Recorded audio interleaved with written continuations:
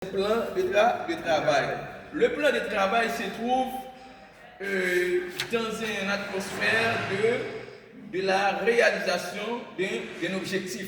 C'est la raison pour laquelle, une fois qu'on vous demande de faire un projet, on doit en quelque sorte, est-ce que le projet est déjà élaboré? Est-ce que le projet est déjà écrit?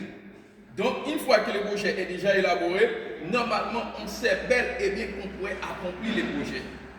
Donc, on n'a pas besoin de financement pour faire une élaboration de projet. Par exemple, j'ai dit que j'ai besoin de créer une école, j'ai besoin de peinturer, comment dirais-je, une église. Automatiquement, j'ai déjà l'idée, je pourrais donner corps à cette idée. En donnant corps à cette idée, c'est-à-dire que je mets ça sur un papier ou un document. C'est la raison pour laquelle on a dit que le fait qu'on a déjà une idée, c'est déjà un projet. Il y a l'idée de projet, il y a le projet, il y a l'élaboration du projet et la gestion du projet.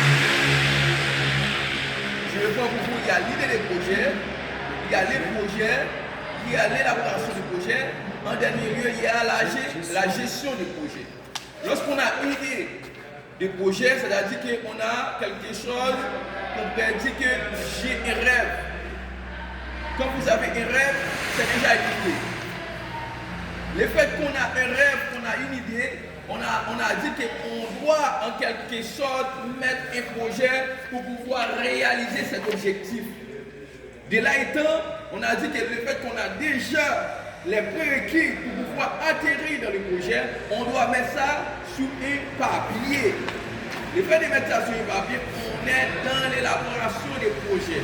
Quand on est dans l'élaboration des projets, il y a un temps qu'on doit commencer, il y a un temps qu'on doit terminer. Tout projet a un temps de début, tout projet a un temps pour qu'on puisse faire la finalité.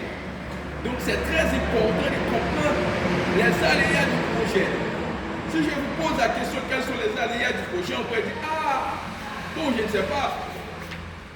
Les aléas du projet, c'est tout qui sont là pour pouvoir interrompre le bon déroulement de ce projet-là.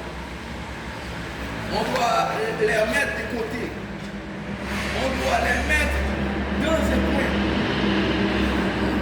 Et c'est fait, une fois qu'on a trouvé les aléas, qu'on a identifié les aléas, on doit en quelque sorte mettre des balises. C'est de cette optique, j'ai toujours dit que quand on fait l'administration, on fait l'entrepreneuriat, on doit toujours avoir une méthode, des principes de travail. Ce sont les principes, les méthodes qu'on peut mettre dans ce projet, qu'on va en quelque sorte protéger votre projet, protéger votre idée de projet.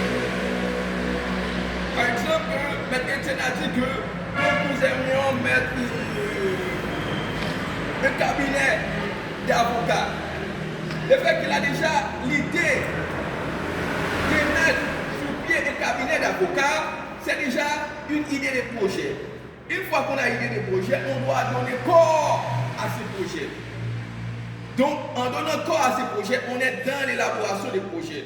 Une fois qu'on est en train de mettre corps à ce projet, on doit avoir un temps de début et un temps pour qu'on puisse terminer ça. Là, on est dans la phase des projets. Une fois qu'on termine à l'élaboration des projets, on doit avoir une équipe pour gérer ces projets. Donc là, quand on a une équipe de gérer le projet, on est dans la gestion du projet. La gestion des projets, c'est quelque chose permettant d'atterrir à la vision que l'entrepreneur a pour accomplir une mission bien définie. Une fois qu'on a dit qu'on a déjà un projet, on a déjà, comment dirais-je, un document pour pouvoir atterrir avec le projet. Qu'est-ce qu'on doit faire?